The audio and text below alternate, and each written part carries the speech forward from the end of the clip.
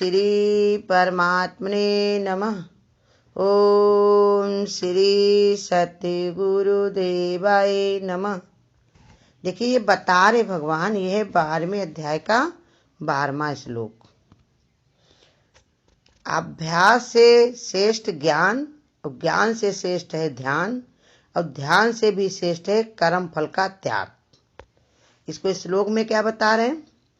मर्म को न जानकर किए हुए अभ्यास से परोक्ष ज्ञान श्रेष्ठ है, और परोक्ष ज्ञान से मुझ परमेश्वर के स्वरूप का ध्यान श्रेष्ठ है। तथा ध्यान से भी सब कर्मों के फल का मेरे लिए त्याग करना श्रेष्ठ है।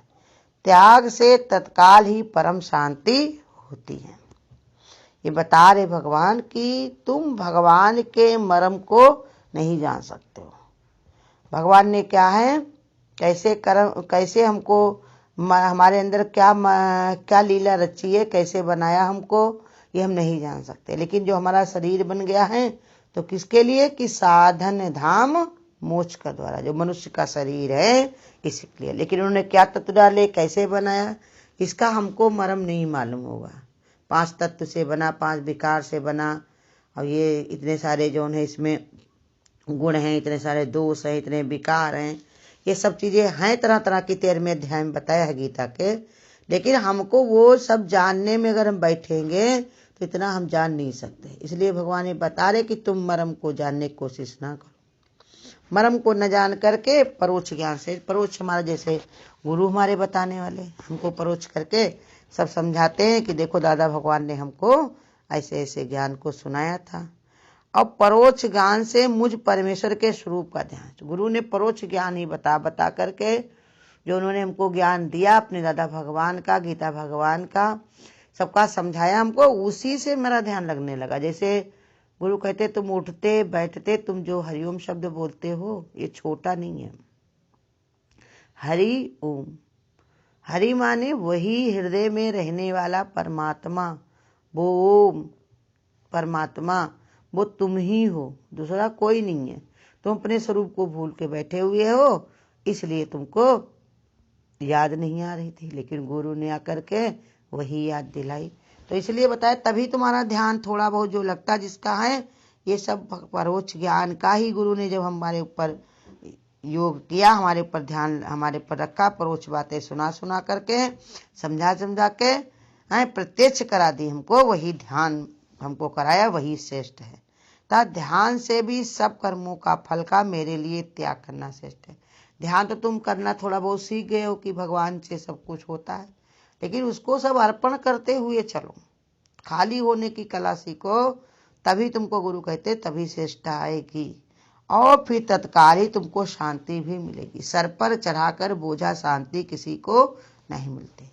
जैसे एक ने पूछा, गुरु हम रोज सत्संग में आते हैं लेकिन हमको फिर भी ज्ञान नहीं होता। तो गुरु ने कहा चलो कल तुमको जो है हम ऐसा ज्ञान देंगे, अनुभव का ज्ञान देंगे, जिससे तुमको कोई सब समझ में आ जाएगा। भाई शिष्य जब आया तो गुरु ने कहा 4 ईंटा उठाओ, सर पर रखो और जाओ पहाड़ के ऊपर चढ़ जाओ। जब चढ़ने लगा, थोड़ा चढ़ा, कहा कैसा लग रहा? कहा गुरु बड़ा बोझा लग रहा है, 4 तो ईंटें लदी पड़ी हैं सर पर हमारे, तो क्या बताएं कैसा लग रहा। तो गुरु ने कहा 1 ईंटा उसमें से निकाल के फेंक दो। फेंक दी उसने भाई मान की बात। तब गुरु ने पूछा अब कैसा लग रहा? कहीं ना अब तो कुछ हल्का लग रहा। तो थोड़ा और चढ़ा, फिर गुरु ने कहा 1 ईंटा और फेंक दो। उसने और फेंक दी। फिर कहा अब तो कुछ ज्यादा ही हल्का लग रहा। फिर कहा 1 ईंटा और फेंक दो। कहा अब तो बहुत थोड़े से लग रहा बोझा, बस सब हल्का हो गया। कहा 1 ईंटा बचा है वो भी फेंक दो। उसको फेंक दिया। तो आप कैसा कह रहे? अब तो लग रहा जैसे मैं उड़ रहा हूँ, बिल्कुल कोई बोझ ही नहीं। ऐसे ही गुरु हम लोगों को भी सिखाते हैं कि देखो जब तुम ये कर्मों के फल को तुम त्याग सको, भगवान को अर्पण कर पाओ, तो तुमको शांति मिलेगी। करता न तू त्यों काल में करते पने का त्याग कर, पहचान कर निज रूप को हो जा अजर हो जा अमर। कि जब तक तुम अपने कर्तव्य में बंधे पड़े रहोगे तब तक कभी शांति नहीं मिलेगी। अब होता तुमसे कुछ नहीं है, अनहोनी होती नहीं और होनी कभी टलती नहीं। तो इसलिए भगवान यही समझा रहे कि तुम अपना ऐसे विचार बनाओ पक्का करके। तो कहते साधक के लिए त्याग करना बहुत ही श्रेष्ठ है। जब तक तुम्हारे अंदर सकामता भाव रहेगा तब तक जितनी भी आध्यात्मिक क्रियाएं हैं वो तुम्हारे उपयोग में नहीं आएंगे। भाई कोई भी काम, किसी से भी अगर प्रेम करते हो और उसे कुछ ना कुछ इच्छा रखी तो वो तो पहचान ही जाएगा, उसी पर तुम्हारा ध्यान टिका रहेगा, उसी की चर्चा, उसी की बात, उसी के बारे में ही सोचोगे, वही बात बोलोगे और समझ में उसके आएगी। जिस समय समझ में आएगी उसी समय वो जान जाएगा कि तुमसे हमसे प्रेम थोड़ी है, तुम्हें तो इस वस्तु से प्रेम है। कोई तुम्हारे घर में आए अब सुबह से लाके शाम तक बैठा बतलाए और शाम को कहने लगे देखो एक कुकर हमको दे दो, तो वो क्या, जिससे तुमने मांगा वो जान नहीं जाएगा, वो कहेगा अरे कुकर लेने आई थी, देखो कितना बवाल करती रही। ऐसे ही हम लोगों को भी बता रहे गुरु कि तुम सकामता का भाव रखते हो और कोई न कोई चाहना अगर तुम्हारे अंदर पड़ी रहती है तो भगवान वो सब जानने वाला, भले को तुम देर में बताओ लेकिन भगवान तो सब परखने और जानने वाला होता है। तो कहते हैं इसीलिए तुम्हारा जो आध्यात्मिक क्रियाएं हैं उसका तुम्हारा सदुपयोग नहीं हो पाता। अब अभ्यास से अगर तुम इसमें जो है भगवान की तरफ अपना निष्कामता से अभ्यास करो तो वही तुम्हारा उत्तम हो जाएगा। अभ्यास से रहित केवल शास्त्र ज्ञान से वो ज्ञान उत्तम हो जाता है, जहां पर निष्कामता होती है, इच्छा में कोई भी मन नहीं होता, इच्छा कामनाएं नहीं होती। इसमें बता रहे यहाँ ज्ञान शब्द का शब्द है विवेक से। विवेक जिसके अंदर जागृत हो जाता है वो मनुष्य के सामने संसार और भोगों की आसक्ति फीकी पड़ जाती है। जितना जितना उसके अंदर विवेक ज्ञानी के अंदर पैदा हो जाता है, जितना जितना भगवान के भक्त के अंदर विवेक पैदा हो जाता है उतने उतना उसका जो है लक्ष्य सीधा भगवान से जुड़ जाता है और संसार की आसक्तियां सब फीकी लगने लगती हैं। केवल भगवान की प्राप्ति अपने जीवन का परम लक्ष्य मानने लगता है। ये देखिए अपनी पहचान करने की विधि बता रहे भगवान कि तुम्हारा एक ही लक्ष्य तुम्हारे पास बचे, ना कि ये सब कुछ। कभी शरीर में, कभी घर में, परिवार में, चीज में, वस्तु में कहीं न कहीं तुम्हारा मन अटक जाता है। तो इसीलिए समझा रहे भगवान कि एक लक्ष्य बनाओ ना, एक को साधे सब सधे और सब साधे सब जाए। तो इसलिए बता रहे एक विचार बना लो, एक भाव बनाओगे तभी तुमको इसमें ज्ञान में जो है उत्तमता आएगी, तभी तुम्हारे अंदर ये सब है संसार की आसक्तियां हैं सब फीकी पड़ेंगी। एक मनुष्य अभ्यास करने में सामर्थ हो पर ज्ञान की प्राप्ति उसमें योग्यता न हो, ऐसे व्यक्ति के साधन में उस व्यक्ति का साधन श्रेष्ठ बताया गया है जिसमें ज्ञान प्राप्ति की सामर्थ्य है, परंतु फल दोनों को एक ही प्राप्त होता है, इसमें कोई संदेह नहीं।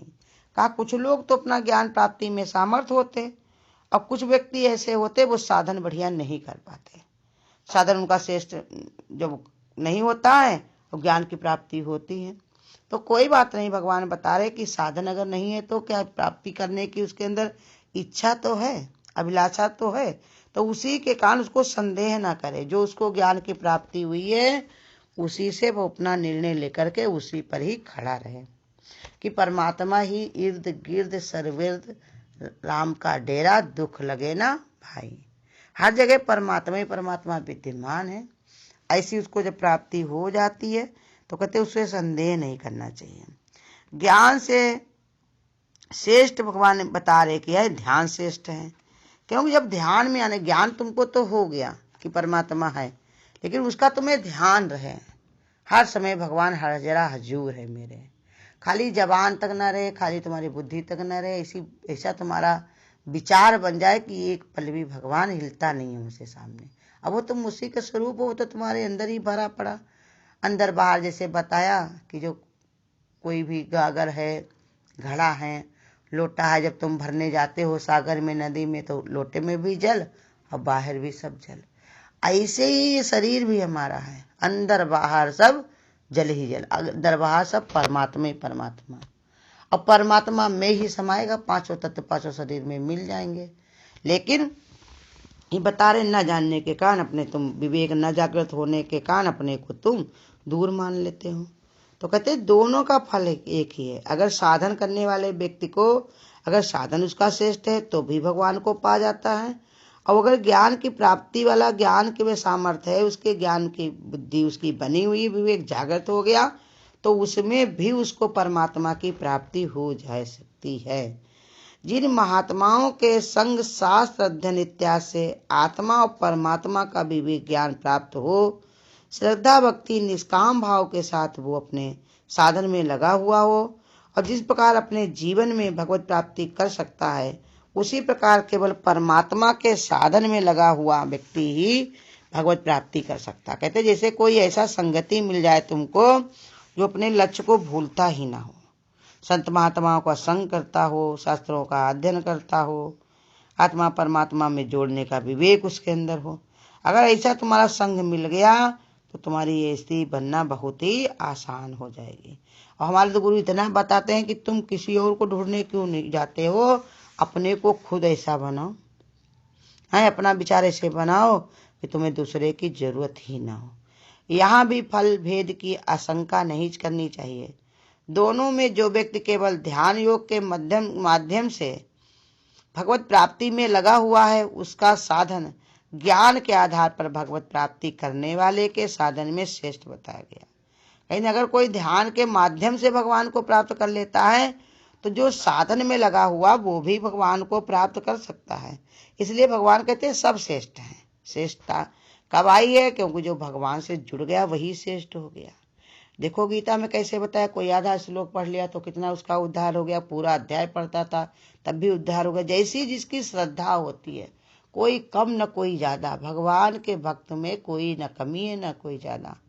कमी काली अगर है किसी के अंदर तो अपने विचार की, वो अपने को ऐसे जागृत नहीं किए हुए, इसलिए उसको अपनी कमी दिखाई पड़ती है। लेकिन भगवान ने बताया कमी कहीं पर उसके अंदर भी नहीं है। जिस दिन उसके अंदर जागृति आ जाए, जिस दिन उसका निश्चय पक्का हो जाए, भाग उसका साथ दे दे, भगवान की कृपा हो जाए, उसी दिन वो अपने को फिर से बदल सकता है, कभी भी वो जग सकता है। तो कहते हैं यहाँ पर फल भेद की आशंका नहीं होनी चाहिए। जो ना सोचो कि खाली साधन वाला भगवान को पा सकता है या भगवत प्राप्ति का ज्ञान जिसको वही पा सकता है। व्यक्ति केवल ध्यान योग के माध्यम के द्वारा भगवत प्राप्ति में लगा हुआ है, उसका साधन ज्ञान के आधार पर भगवत प्राप्ति करने के साधन में श्रेष्ठ बताया गया। कहना अगर इसी कार्य में लगा पड़ा है वो भगवत प्राप्ति में, तो उसका जो है आधार जो उसने लिया है भगवान का, तो वो श्रेष्ठ है, श्रेष्ठता की ओर बढ़ रहा है। ऐसा न सोचो कि भगवान की ओर जो लगा हुआ तो वो साधन से हट जाएगा, भगवान उसकी मदद करेगा। जब तुम उसके परमात्मा के रास्ते पे चल दिए हो तो भगवान कहते हैं जो तुमसे नहीं होगा वो मैं कर दूंगा, लेकिन तुम हमारा विश्वास तो करो, श्रद्धा तो करो, हमारी तरफ बढ़ो, तो अपनी जागृति तो ऐसी बनाओ। परंतु इस प्रकार जो ध्यान है वो परमात्मा की प्राप्ति कराने में ही सार्थक हो सकता है, जब तुम्हारी योग्यता हो और तुम्हारे अंदर ऐसा पक्का विश्वास हो कि जिस रास्ते पे हम चल रहे हैं वही हमारा परपक्व साधन है। ज्ञान की प्राप्ति में सुगमता से भी हो जाती है और ज्ञान की प्राप्ति साधना से भी हो जाती है। लेकिन ध्यान अगर दृढ़ हो जाता है तो कर्मों का फल भी त्याग कर अपने आप होने लगता है। भाई तुमको समझ में अगर आ गया कि वस्तु पराई है तो तुम एक पल भी ऐसे नहीं समझोगे कि हमको हमारे घर में रहे या हम रखें, क्योंकि तुमको खतरा रहेगा टूट जाए, फूट जाए या कोई चोरी हो जाए तो हम कैसे इसको देंगे। ऐसे ही संसार की वस्तु को जो समझदार है वो उसमें अपना चित्त नहीं रमाता है, तो ऐसे ज्ञानी भी इस संसार में अपने चित्त को नहीं रमाता है। उसका यही निश्चय रहता है कि भैया ये शरीर जो हमारा है ये भगवान का दिया हुआ मंदिर है, इनमें जितना ज्यादा हो भगवान की साधना की जाए और जैसे ही आया है वैसे लौटाया जाए। इसमें बीमारी परेशानी ये सब प्रारब्ध से होती हैं, ये धीरे धीरे गुरु कहते हैं सब कर्म हमारे करते हुए जा रहे हैं। कोई इसमें घबराने की परेशान होने की जरूरत नहीं है। हमको बस परमात्मिक विचार हमेशा एक रखना है कि भगवान मेरे अंग संग है। यही अगर हमारा ध्यान बना रहा तो भगवान ने कहा त्याग करने में हमको कोई कठिनाई नहीं होगी। अगर आपको आज की वीडियो अच्छी लगी हो तो वीडियो को लाइक और शेयर करना ना भूलें। आगे की वीडियोस देखने के लिए चैनल को सब्सक्राइब करें और नोटिफिकेशन